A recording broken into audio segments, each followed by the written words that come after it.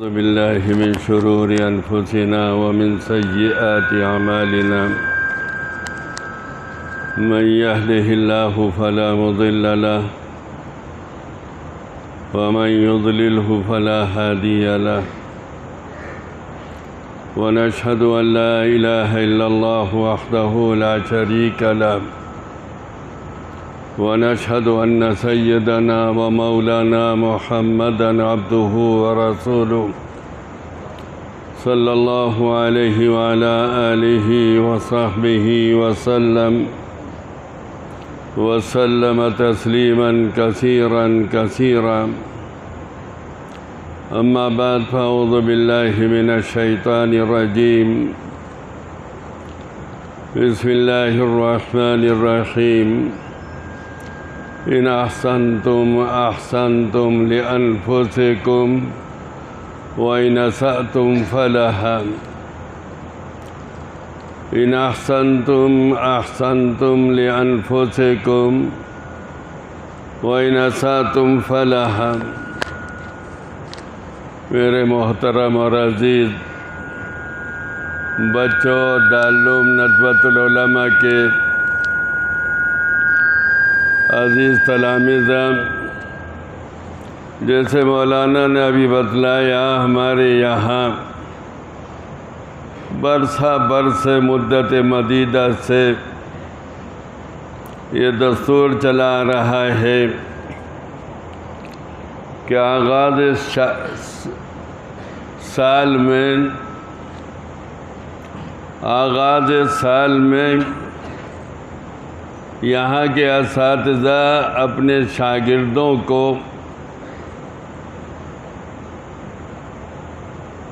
اپنے عزیز طلبہ کو دارالعلوم کے اندر رہنے والے اور پڑھنے والے عزیز طالب علموں کو کچھ نصیحتیں کیا کرتے ہیں جو ان کے لیے ان کی موجودہ اور آئندہ زندگی میں مشعل راہ ثابت ہوتی ہیں۔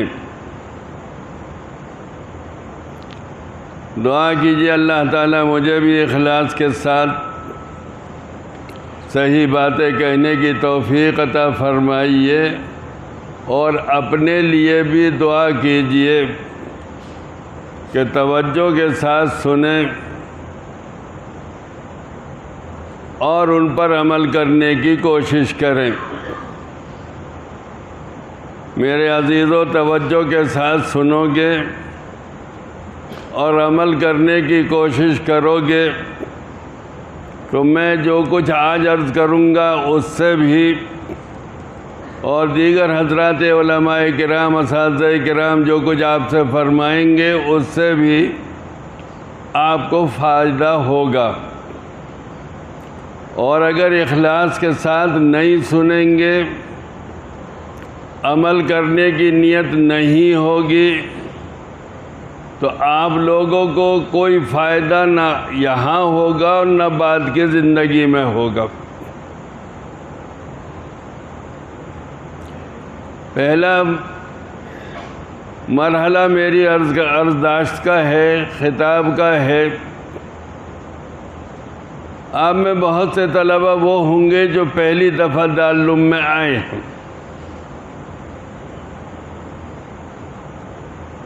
انہوں نے اپنے ماں باپ کو، اپنے عزیزوں کو، اپنے گھر بار کو طلب علم کے لیے چھوڑا ہے۔ آدمی کا اپنا گھر چاہے جھونپڑا ہی کیوں نہ ہو، پردیس کی عالی شان عمارتوں سے بہتر ہوتا ہے۔ پھر اس میں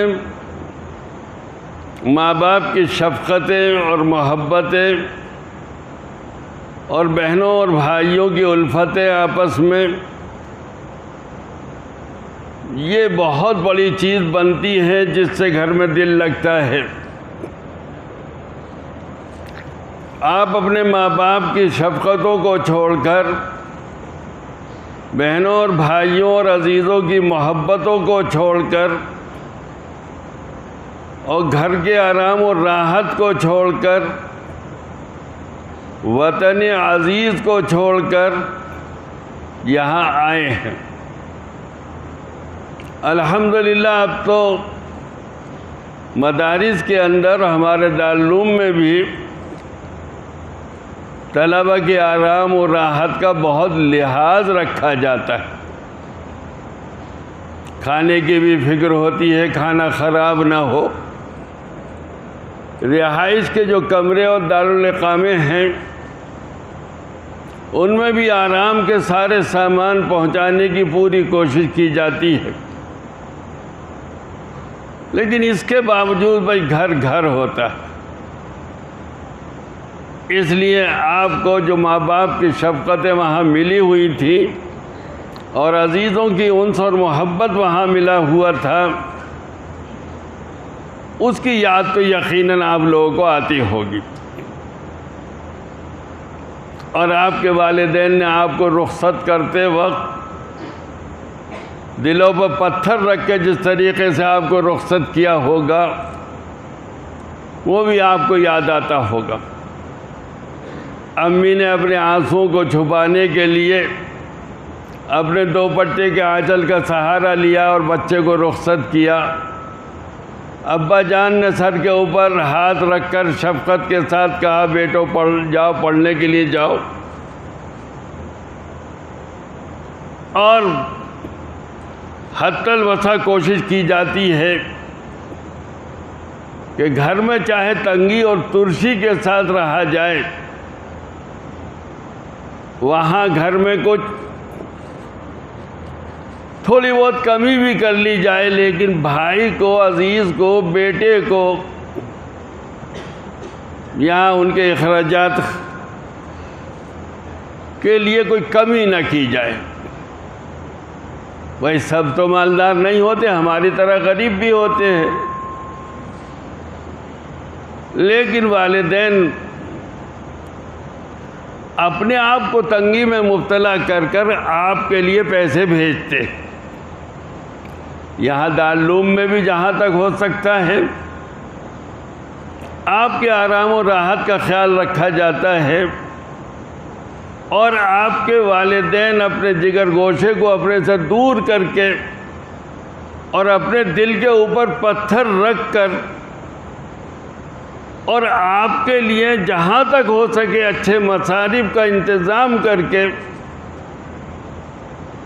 سال بھر بھیجتے رہتے ہیں اور بھیجتے رہیں گے۔ یہ دارالعلوم کی طرف سے انتظامات اور والدین کے لیے اور والدین کی طرف سے آپ کے لیے ایثار اور قربانی، یہ صرف اس لیے ہے کہ تاکہ آپ ایک اچھے آدمی، ایک اچھے عالم بن جائیں۔ اس ساری سب طرف سے جو قربانیاں ہو رہی ہیں، آپ کے والدین کی طرف سے بھی ہو رہی ہے، دارالعلوم کی طرف سے بھی ہو رہی ہے، دارالعلوم کے معاونین کے لیے بھی ہو رہی ہے، کی طرف سے بھی ہو رہی ہے۔ یہ صرف آپ کی آسانیوں اور راحتوں اور پریشانیوں کے نہ ہونے کے لیے کیا جا رہا ہے۔ میرے عزیزو، دارالعلوم اصل میں تمہارا نام ہے۔ دارالعلوم اصل میں تمہارا نام ہے۔ تھوڑے دنوں پہلے تک کہا جاتا تھا، چند دن پہلے تک دارالعلوم بند ہے، دارالعلوم ندوۃ العلماء بند ہے۔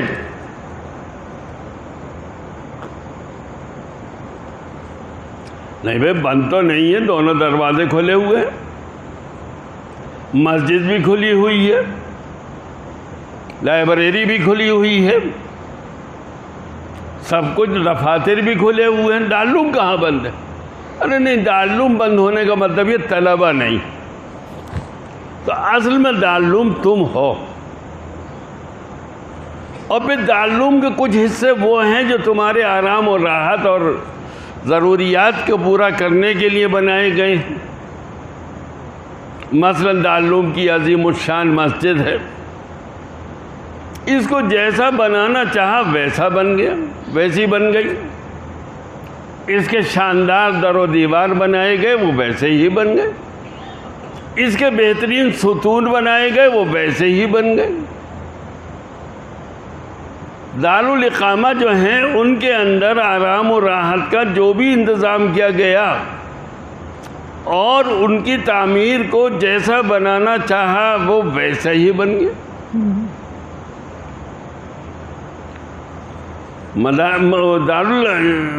درسگاہوں کے لیے جیسی سہولتوں کا انتظام کیا گیا، تمہارے لیے نیچے بہت عمدہ قسم کا فرش ہے۔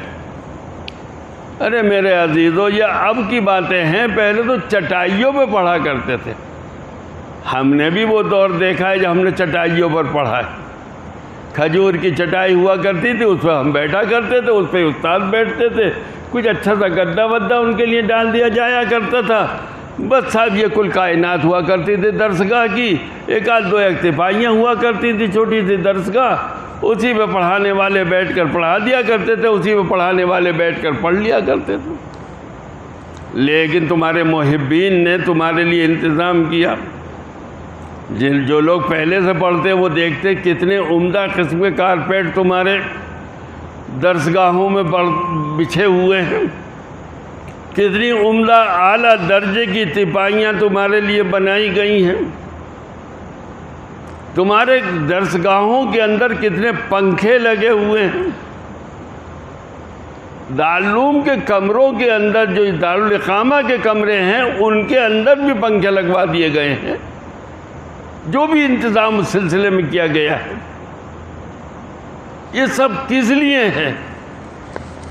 یہ سب اس لیے ہے تاکہ تم کچھ بن جاؤ، تم کچھ پڑھ جاؤ۔ اور میں نے ابھی عرض کیا، دارالعلوم کی اور چیزوں کو تو جیسا بنانا چاہا ویسے بن گئی، مسجد کو جیسا بنانا چاہا ویسے بن گئی، درسگاہوں کی عمارتوں کو جیسے بنانا، سنوارنا، سجانا، آرام سے بنانا چاہا وہ ویسے بن گئی۔ دارالاقامہ کے اندر جیسے جیسے کمرے بنانے چاہے وہ ویسے بن گئے۔ جی تو جس چیز کو جیسا بنانا چاہا وہ ویسا بن گئے۔ اب ہمارا دل چاہتا ہے تم بھی ایسے بن جاؤ جیسے کہ اچھے طالب علم ہوا کرتے۔ میرے عزیزوں، پرانے زمانے کے لوگوں کی باتیں تھیں جن سے قربانیاں مطلوب ہوتی تھیں۔ مضبوط چیزوں کے اوپر بڑا وزن ڈالا جاتا ہے، کمزور چیزوں کے اوپر بڑا وزن نہیں ڈالا جاتا ہے۔ ہم کمزور ہیں اور کمزور عہد کے ہیں، اس لیے ہمارے اوپر زیادہ وزن نہیں ڈالا جا رہا۔ وہ قصے اور واقعی قصے ہیں، وہ حقیقی واقعات ہیں کہ اللہ کے بعض بندے مدرسوں میں پڑھنے کے لیے آتے تھے اور 24 گھنٹے میں ایک وقت کھانا کھا لیا بس۔ میرے سامنے کی بات ہے، ایسے لوگ بھی میں نے دیکھے، 24 گھنٹے میں ایک وقت 1 یا 2 چپاتی کھا لی بس۔ میں نے خود ایسے لوگوں کو دیکھا۔ اور ہمارے بزرگوں کا تو یہ بھی طریقہ تھا، جب سبزی منڈی بڑھا دی جاتی تھی، اٹھا دی جاتی تھی، تو وہاں جاتے، سبزی اور ساگ پتے کے جو بھی چیزیں پڑی ہوئی مل گئیں ان کو لاتے، دھوتے، انگیٹھی وغیرہ کسی چیز پر ابال لیتے، تھوڑا سا نمک ڈال دیتے، وہی کھانا ہو گیا۔ اب یہاں تو ناشتے کا بھی انتظام ہے، اچھے سے اچھے کھانے کا انتظام ہے جو کسی مدرسے میں ہو سکتا ہے، اور روز دارالعلوم کے ذمہ داروں کو اس کی فکر رہتی ہے۔ حتیٰ کہ ہمارے یہاں بڑے موقر اساتذہ کرام کی یہ ڈیوٹی لگا دی گئی ہے کہ وہ مطبخ کی نگرانی کریں، اور ان اللہ کے بندوں کو اللہ جزائے خیر دے، انہوں نے اپنی شان کے خلاف مطبخ کی نگرانی کی ذمہ داری لے لی گئی۔ کس کے لیے؟ آپ لوگوں کے لیے۔ تو بھائی آپ لوگوں کو جیسا کر سکتے ہیں دارالعلوم والے ویسا کر رہے ہیں آپ کے لیے۔ کیوں؟ بس آپ سے میں اپنے بارے میں تو کہہ ہی سکتا ہوں، یہ درخواست ہے کہ آپ اچھے بن جائیں۔ مسجد کے در و دیوار کو جیسے اچھا بنانا چاہا ویسے بن گئے، بار بار عرض کرتا ہوں. دیگر عمارتوں کو جیسا اچھا بنانا چاہا ویسے بن گئے. اور جو مقصود دارالعلوم ہے، جس کا نام ہی دارالعلوم ہے، جو حقیقتاً دارالعلوم ہے، اس کو ہمارا دل چاہتا ہے کہ آپ لوگ ہلیے نہیں. اس کو ہلیے نہیں. کچھ کہہ رہے ہیں آپ سے، انہیں پتہ ہی نہیں کہ میں ہل رہا ہوں، اور ہنس بھی رہے ہیں اپنی بیوقوفی کے اوپر. ارے بھائی ہلو نہیں. مولانا ان کو پیچھے والوں کھڑا کیجیے ذرا. یہ مولوی صاحب نہیں، یہ سفید ٹوپی والے جو ہے پیچھے گے.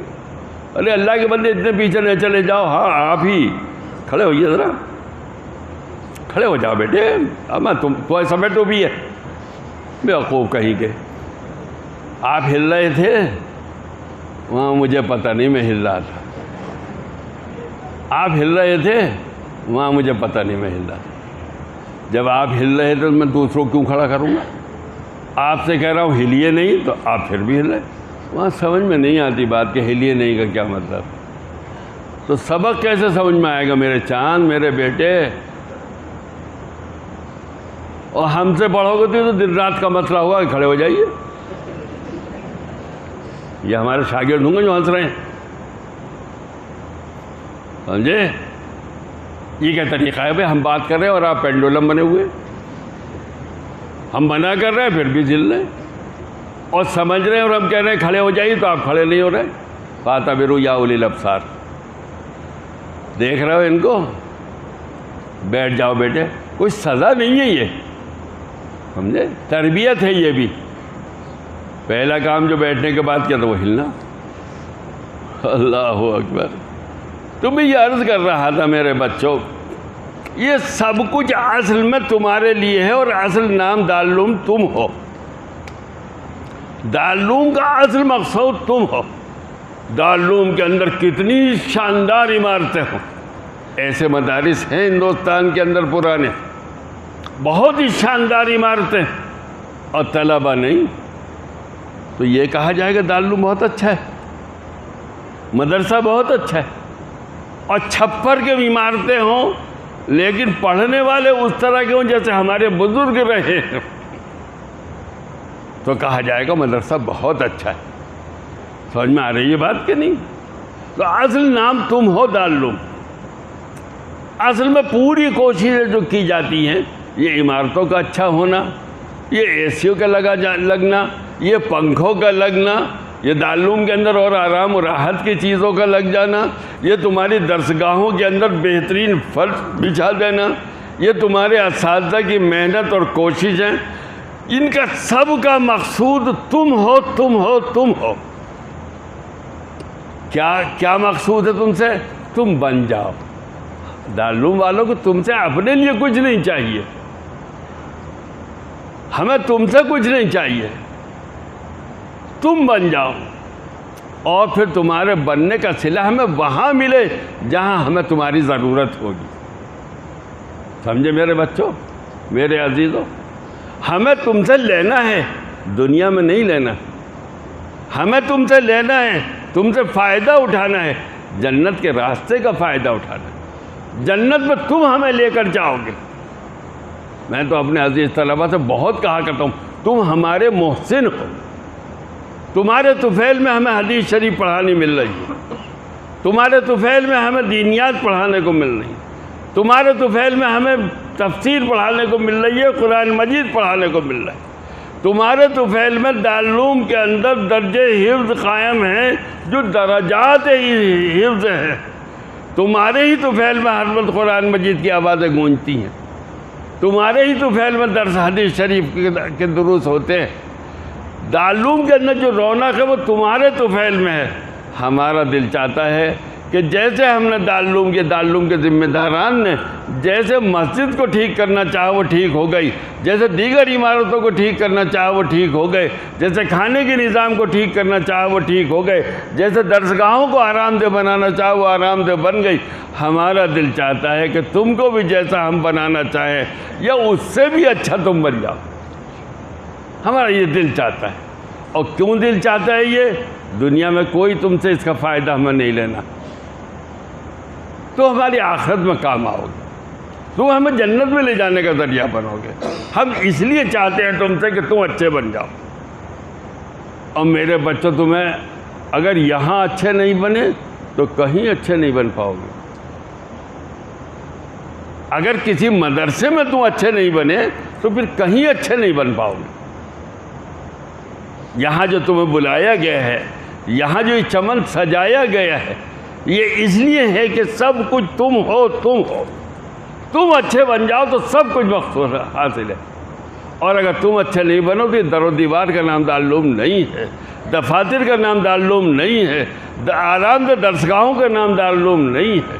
اور ہمیں تم سے ضرورت پڑے گی، ہم محتاج ہیں تمہارے، تم ہمارے محسن ہو، ہمیں تمہاری ضرورت پڑے گی کہاں؟ جب ہمیں جنت میں جانا ہوگا، تم سہارا بنو گے ہمارے لیے جنت میں جانے کا۔ ہماری غرض تم سے یہ ہے، ہمیں کوئی دنیا کی غرض تم سے نہیں چاہیے۔ اور میرے بچوں، تمہارے اچھے بننے کی کیا چیزیں ہیں، کیا اسباب ہیں، کیا ضروریات ہیں تمہارے اچھے بننے کے لیے؟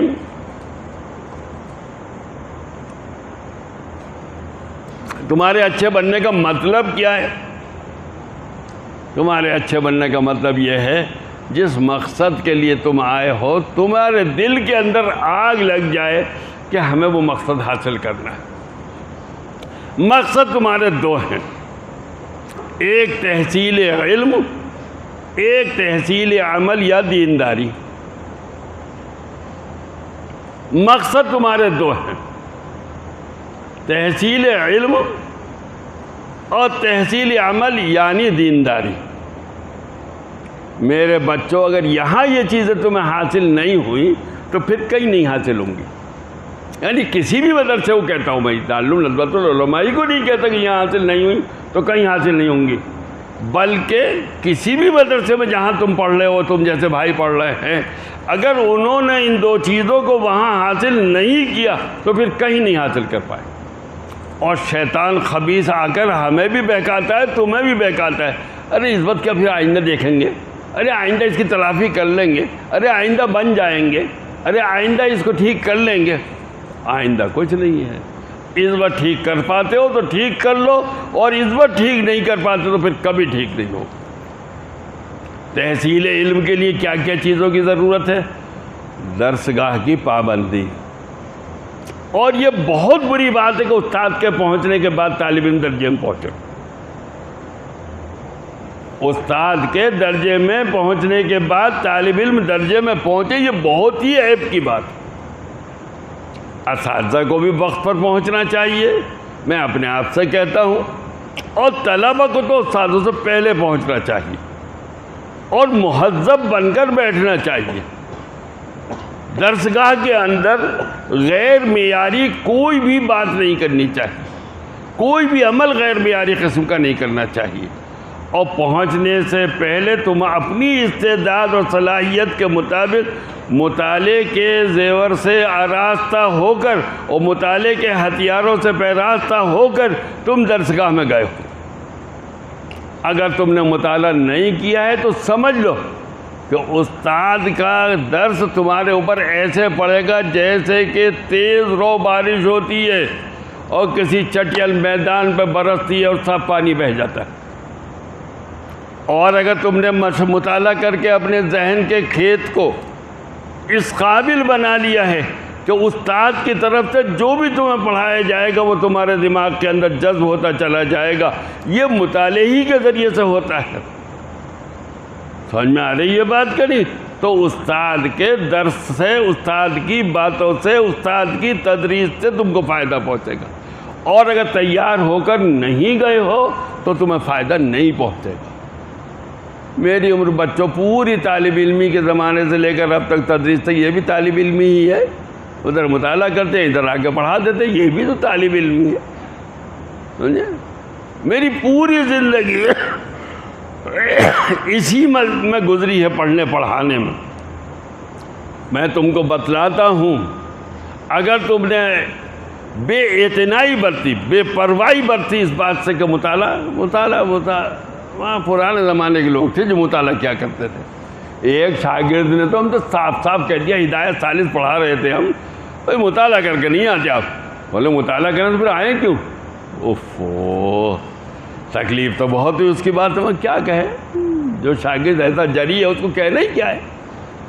لیکن مولانا بہت ذہین طالب علم تھا، بہت ذہین، فراغت کے بعد، اس کی فراغت کے بعد بہت تلاش کیا، پتہ ہی نہیں کہاں، سمجھے؟ یہ بے نیازی طالب علم کی اللہ سبحانہ و تعالیٰ کو برداشت نہیں ہے۔ مولانا بہت تلاش کیا میں نے، پتہ نہیں کہاں۔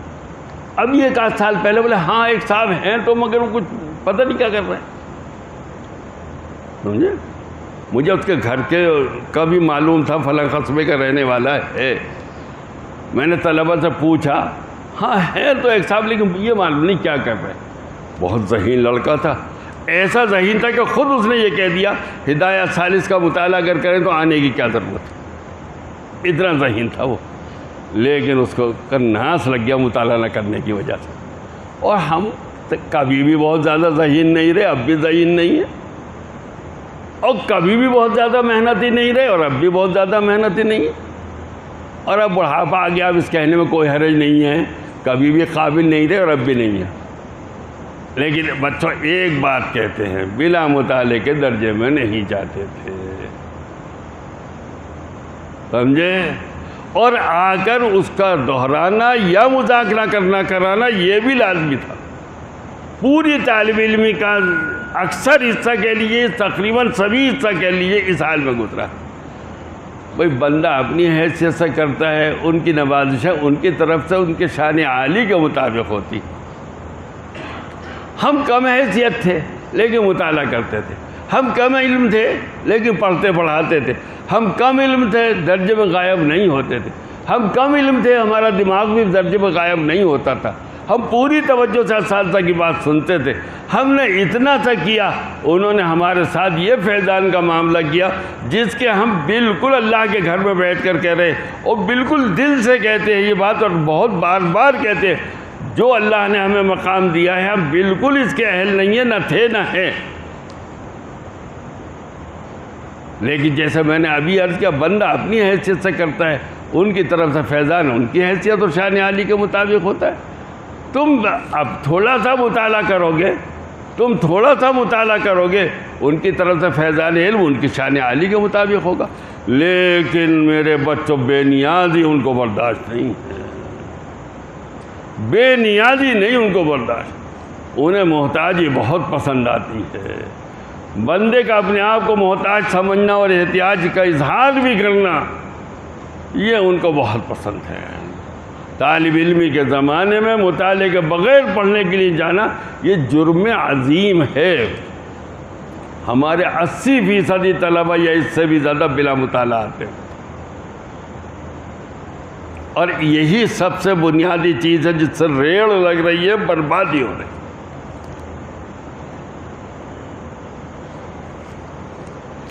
اور مطالعہ بھی میرے عزیزوں سب سے پہلے درسیات کا مطالعہ ہونا چاہیے۔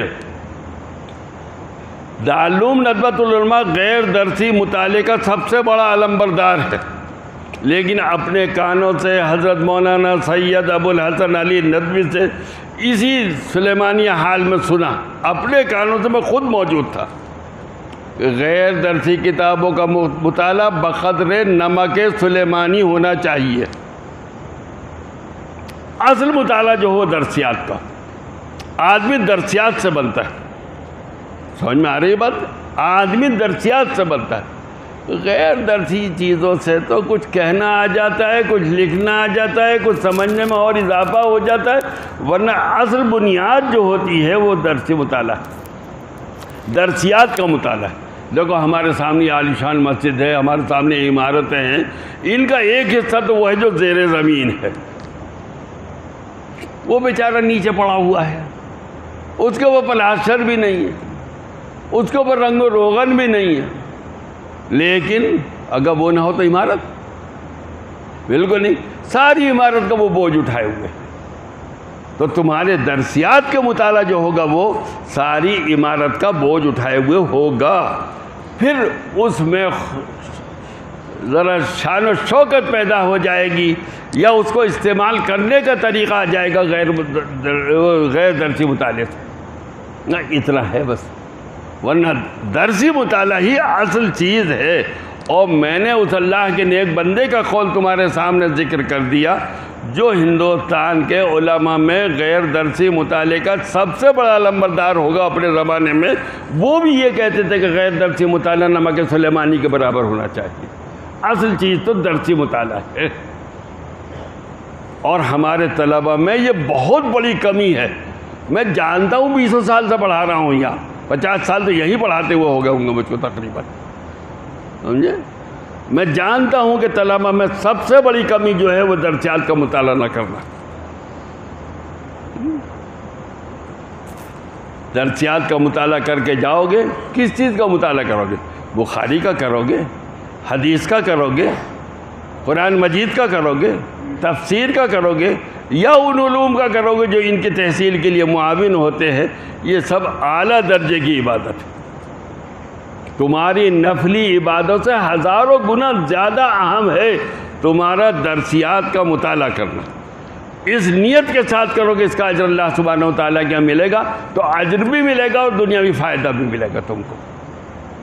سمجھ میں آ رہی ہے بات کہ نہیں؟ پھر درجے میں بیٹھ کر ادھر کو نہ دیکھو، ادھر کو نہ دیکھو، چھیڑ چھاڑ نہ کرو۔ اب تو لڑکوں کے پاس اللہ اکبر کیسا زندگی برباد کرنے والی چیز آ گئی ہے، یہ موبائل بڑا والا، سمجھے؟ یہ تک بھی ہم نے دیکھا ہے اپنے بچوں کے، بڑے اچھے استاد ایک پڑھا رہے ہیں، حدیث شریف کا شاندار درس ہو رہا ہے، اور پیچھے بیٹھا ہوا ایک لڑکا یہ دیکھ رہا ہے۔ رونا نہ آئے تو اس میں ہنسی آ رہی ہے؟ اس میں تو رونے کی بات ہے، یہ تو رونے کی بات ہے۔ حدیث شریف کے بڑے استاد بہت اچھا درس دے رہے ہیں، میں نے دیکھا کہ ایک طالب علم پیچھے بیٹھا ہوا اس سے مشغول ہے۔ کیوں اپنے پاؤں میں نہیں، اپنے سر میں کلہاڑی مار رہے ہیں؟ کیوں اپنے آپ کو برباد کر رہے ہیں؟ ایک تو روزانہ کا مطالعہ، اے بچوں، روزانہ کا مطالعہ اور روزانہ کا اس کو ایک دفعہ کم از کم دہرا لینا، یا اس کا مذاکرہ کر لینا، یا اس کو خود پڑھ لینا، یہ بے حد ضروری ہے۔ سمجھ میں آ رہی ہے بات کہ نہیں؟ دوسری بات بچوں، دینداری کی ہے۔ چھوٹا منہ بڑی بات کہہ رہے ہیں تو تمہارے ابائی کے درجے میں، اب 80 سال کے قریب عمر ہو رہی ہے، ہم نہ کہیں گے تم سے تو کون کہے گا؟ میرے بچوں، یہاں پر دین پر عمل کرنا بہت آسان ہے، یہاں سے نکل کر باہر جاؤ گے تو دین پر عمل کرنا بہت مشکل ہے۔ یہاں تمہارے لیے 5 وقتہ نمازوں کا اہتمام کرایا جاتا ہے، وہاں کوئی ٹوکنے والا اور کہنے والا نہیں ہوگا کہ نماز پڑھو، نماز کو چلو۔ یہاں تمہارے سامنے سنت پر عمل کے عملی نمونے ہیں، سمجھے؟ تو وہ کہہ رہے ہیں ہمیں داڑھی کھجلانے سے منع کر رہے ہیں، وہ منہ اٹھائے ہوئے جیسے گائے کرتی ہے یوں کر رہے ہیں۔ ادھر ادھر کیا دیکھ رہے ہو؟ تم سے ہی تو کہہ رہے ہیں چشمے والے، پیچھے چشمے والے جو ہیں، اور تعین کرانا چاہتے ہو کھڑا کر کے۔ تو میرے عزیزو، یہ بھی درس کی چیزیں ہیں۔ وہاں جب استاد پڑھا رہے ہوں تو تم یوں نہ کرنا۔ ہمیں تو بہت مولانا میں غصہ آتا ہے اس کے اوپر، اور ہمارے شاگرد بنو گے تو پتہ بھی چل جائے گا تمہیں، سمجھے؟ بالکل اس میں رعایت نہیں ہوتی ہمارے یہاں۔ تو میرے عزیزو، دوسری بات یہ ہے کہ دینی اعمال کا یہاں سیکھنا اور کرنا بہت آسان نسخہ ہے، بہت آسان نسخہ ہے دینی اعمال کرنے کا، دینی اعمال کے کرنے کا بہت آسان نسخہ ہے۔ کیا؟ رسول اللہ صلی اللہ علیہ وسلم کو مقصود نظر اور مطمع نظر بنا لو، بس۔ کھانا کیسے کھائیں گے؟ جیسے وہ کھاتے تھے۔ بیت الخلاء میں کیسے جائیں گے؟ جیسے وہ جاتے تھے۔ بیت الخلاء سے کیسے نکلیں گے؟ جیسے وہ نکلتے تھے۔ سونے کے وقت کیا دعائیں پڑھیں گے؟ جیسے وہ کرتے تھے۔ صبح اٹھیں گے تو کیا پڑھیں گے؟ جیسے وہ کرتے تھے۔ بس ایک چیز ہے، ان کو بنا لیجیے، اللہ سبحانہ و تعالیٰ نے ان کو فرمایا 2 چیز ہم نے بھیجی، ایک قرآن اور ایک پیغمبر۔ وہ عملی نمونہ ہے قرآن مجید کا، کچھ نہیں کرنا۔ بزرگ نہیں بنا رہے ہم تم کو، ہم تم کو بزرگ نہیں بناتے، ہم تو تم کو رسول اللہ صلی اللہ علیہ وسلم کا امتی بنانا چاہتے ہیں۔ بس کیسی زندگی گزاریں جیسے انہوں نے بتایا، کیسا سوئیں، کیسا کھائیں، کیسے بیٹھیں، کیسے اٹھیں، کیسے جیسے وہ کرتے تھے۔ ان کا نام آئے تو درود شریف ضرور پڑھنا چاہیے۔ سمجھ میں آ رہی بات نہیں؟ اور ہمارے یہاں تو الحمدللہ نماز کا اختلاف جو ہے وہ بھی سب یہ کہتے ہیں یہ بھی سنت ہے، یہ بھی سنت ہے، یہ بھی صحیح ہے، یہ بھی صحیح ہے۔ ہمارے تو کوئی لڑائی جھگڑے کی بات ہی نہیں ہے، جیسے وہ کرتے تھے ویسے کرو۔ شفاف رفیع اذان کرتے کیوں؟ وہ کرتے تھے۔ احناف نہیں کرتے کیوں نہیں کرتے؟ وہی سمجھتے ہیں کہ ہاں نہیں کرتے تھے۔ سب محور جو ہیں وہ رسول اللہ صلی اللہ علیہ وسلم کی ذات گرامی۔ اور دوسری بات یہ ہے کہ اپنے آپ اپنی زندگی کو سنت کے مطابق گزارنے کی کوشش کرو۔ پڑھنے پڑھانے کے سلسلے میں کہہ دیا، اور دینداری کے پورا جو ہے بزرگ بننے کی ضرورت نہیں ہے، بزرگ بننے کی ضرورت نہیں۔ اور صوفیت کے تو ہم بہت مخالف ہیں، سمجھے؟ بس سنت پر عمل کرنے کی کوشش کرو، انشاءاللہ سب کچھ حاصل ہو جائے گا۔ اور اب اپنی آخری 2 باتیں عرض کر کے بات ختم کر رہا ہوں۔ ایک بات تو یہ، میرے بچوں، یہ تمہارا جو ہے مستشفیٰ ہے، یہ گاڑیوں کی مرمت کی بہترین جگہ ہے۔ آپ نے اپنی بڑی قیمتی گاڑی وہاں بھیجی مرمت کرانے کے لیے، بنوانے کے لیے، جیسے مشرقی یو پی میں کہتے ہیں بنوانے کے لیے، سمجھے؟ اب اس نے کہا صاحب اس کے ہینڈل میں جب وہ جو ہوتا ہے گول پہیا اس میں ذرا سی خرابی ہو ٹھیک کر، نہیں یہ بعد میں ہو جائے گی ٹھیک۔ سر ذرا سا بریک میں کمی ہے اسے ٹھیک کرنے، نہیں یہ بعد میں ہو جائے گی ٹھیک۔ سر ذرا سے یہ پہیا ذرا گھوم رہا ہے ادھر کو، اسے ٹھیک کر دیں، یہ بعد میں ہو جائے گی۔ سب چیزیں جب بعد میں ہو جائیں گی، سڑک پہ آگے کیا ہو جائے گا پھر؟ بولو بچوں، سڑک پہ آگے کیا ہو جائے گا؟ سڑک پہ آگے ایکسیڈنٹ ہو جائے گا۔ سمجھ میں آ رہی بات؟ یہ بعد میں ہو جائے گا یا جی نہیں، یہ شیطانی وسوسہ ہے۔ طالب علمی کے زمانے میں بزرگ بننے کی ضرورت نہیں ہے، بعد میں بن جانا بالکل نہیں۔ اور میں تو بار بار آپ سے کہہ رہا ہوں، بزرگی کی ہم دعوت نہیں دیتے آپ کو، ہم تو اتباع سنت کی دعوت دیتے ہیں۔ کھانا اس طریقے سے کھائیں گے جس طرح رسول اللہ صلی اللہ علیہ وسلم کھاتے تھے، اپنے درسگاہوں کے اندر، اپنے دارالاقاموں کے اندر، اپنی مسجد کے اندر اپنے آپ کو سنت کا پیرو بنا لیجئے، اعلیٰ درجے کی بزرگی آ جائے گی۔ سمجھ میں آ رہی ہے میرے عزیزوں بھائیو؟ یہ جو ٹیک لگائے بیٹھے ہیں وہ انہوں نے دماغ کو بھی ٹیک لگا دی ہے۔ جو مسجد کے ستون سے ٹیک لگائے بیٹھے ہیں انہوں نے دماغ کو بھی ستون ٹیک لگا دیے، یوں بیٹھے۔ کبھی درجے میں ملاقات ہوگی تو انشاءاللہ وہاں تفصیلی بات ہو جائے گی۔ اب چکے ہیں، اب شرمائیں ذرا، یہ اظہار کیا شرمانے کا۔ کیسے بیٹھے تھے بچوں؟ تو اگر یہاں تم نے نہ علم حاصل کیا، نہ دین حاصل کیا، نہ عمل حاصل کیا، تو جب باہر نکل کے جاؤ گے تو ایکسیڈنٹ کے علاوہ اور کچھ نصیب میں نہیں ہوگا۔ اور یاد سن لو، اساتذہ جو ہوتے ہیں وہ پھر بھی تمہارے اساتذہ ہیں، مدرسے کے ذمہ داران جو ہے وہ بھی پھر بھی تمہارے ساتھ رحم کا معاملہ کرتے ہیں۔ پبلک بڑی بے رحم ہوتی ہے، پبلک بڑی بے رحم ہوتی ہے۔ لو صاحب ہمیں سلام نہیں کرتی مولوی صاحب یہاں حافظ جی۔ مجھ سے خود ایک بڑے میاں نے جو نماز بھی پڑھنے کے لیے نہیں آیا کرتے تھے، حافظ جی تم تو ہمیں سلام کرتے ہو، اور وہ جو چھوٹے حافظ جی آئے وہ سلام نہیں کرتے ہمیں۔ یعنی شکایت تو سنیے کیا تھی، ان باتوں پر پبلک تم سے ناراض ہوگی۔ سمجھ میں آ رہی ہے میرے بچوں؟ اور ایک بات وہی کہتے ہیں، یہاں سے نکلنے کے بعد پھر کوئی تمہیں ٹوکنے والا نہیں ہو۔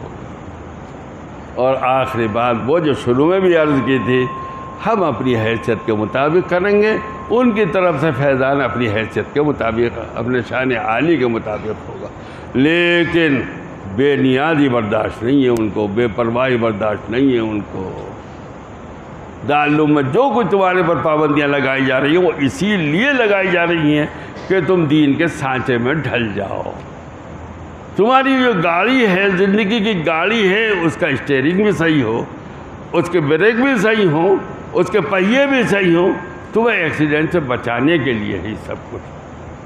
اللہ تعالیٰ تمہاری عمروں میں برکت عطا فرمائے، جتنا وقت لینا تھا اس سے بہت زیادہ وقت لے لیا، اللہ تمہاری عمروں میں برکت عطا فرمائے، اور تم اپنے گھر سے قربانی دے کر جو آئے ہو، دین حاصل کرنے کے لیے آئے ہو، اللہ تمہیں اپنے مقصود میں کامیابی نصیب فرمائے۔ دعا تو کر ہی رہے ہیں، بہت جلدی ہے۔ چلو میں دعا کر لو، بچے کہہ رہے ہیں بہت دیر ہو گئی۔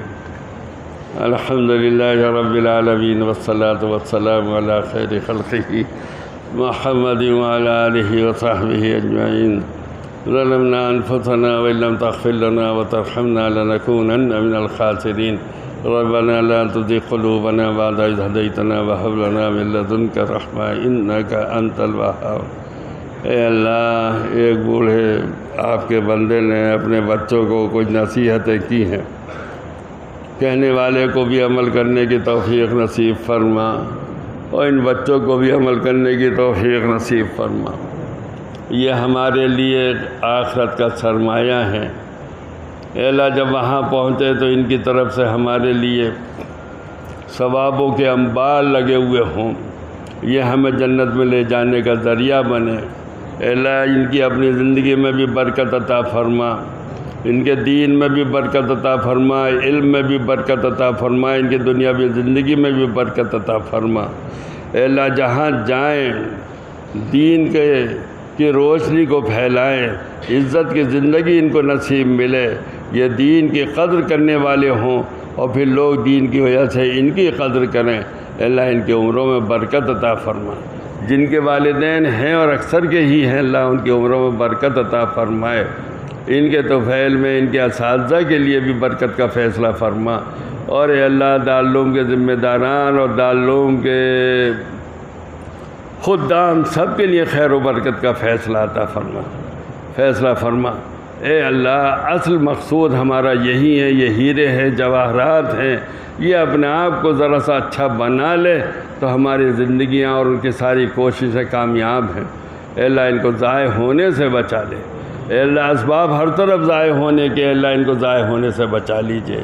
اے اللہ، ہر لڑکے کے پاس اب وہ چیزیں ہیں جن کو فلم ہاؤسوں میں جو ہوا کرتی تھیں۔ اے اللہ، ان کی نگاہوں کی حفاظت فرما، ان کے دلوں کی حفاظت فرما، ان کے دماغوں کی حفاظت فرما، ان کے دین کی حفاظت فرما، ان کی زندگی کی صحیح رہنمائی نصیب فرما دیجئے۔ اللہ، یہ ہمارا آخرت کا خزانہ ہے، آخرت کے لیے، ہماری آخرت کی ترقی کے لیے ذرائع ہیں یہ۔ اے اللہ، ہم ان کے بھی محتاج ہیں۔ اے اللہ، ہمیں آخرت کی زندگی نصیب فرما، کامیابیاں نصیب فرما، ان کی زندگیوں میں برکت عطا فرما، ان کے والدین کے سائے ان کے اوپر مدت دراز تک باقی رکھ۔ اے اللہ، ہر طرح کی خیر و برکت ان کو نصیب فرما دیجیے، ان کو اپنے صحیح فیصلے کرنے کی توفیق عطا فرما۔ اے اللہ، ان کو اپنے حق میں صحیح فیصلے کرنے کی توفیق عطا فرما، صحیح طریقے پر پڑھنے اور صحیح طریقے پر عمل کرنے کی توفیق عطا فرما۔ ربنا تقبل منا انک انت السمیع العلیم وتب علینا انک انت التواب الرحیم، وصلی اللہم وسلم علی عبدک ورسولک محمد وعلی آلہ وصحبہ اجمعین برحمتک یا ارحم الراحمین۔